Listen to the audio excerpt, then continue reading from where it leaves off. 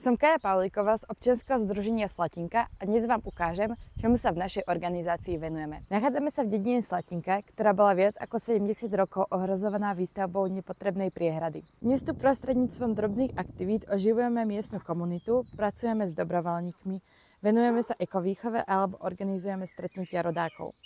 Dedina je tiež súčasťou 12 km dlhého chráneného územia, zaradeného do Natura 2000, čo je sieť najvýznamnejších území kultúrneho a prírodného dedičstva. Patrí tam aj riekoles, do ktorého vás dnes zavediem. Nachádzame sa na mieste, kde sa rieka prelína s lesom. Nie je možné jednoznačne určiť, kde rieka končí a začína les, preto to nazývame riekoles. Napríklad tento búk je typickou lesnou drevinou, avšak tu rastie pri brehu rieky. Takéto spojenie rieky a lesa je dnes vzácne a už ho takmer nevidno, pretože väčšina riek bola zregulovaná a okolná krajina pozmenená. Aj toto je stále rieka Slatina. Sice ju nevidíme, no prúdi nám pod nohami, dostáva sa na povrch a vytvára priesakové ramená, ako sú tieto.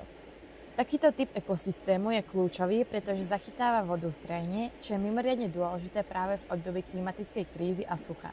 Taktiež vytvára životný priestor pre radu živočíchov, ako sú napríklad obojživelníky patriace medzi kriticky ohrozené druhy.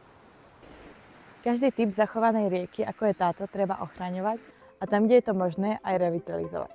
A my v Združení Slatinka to robíme.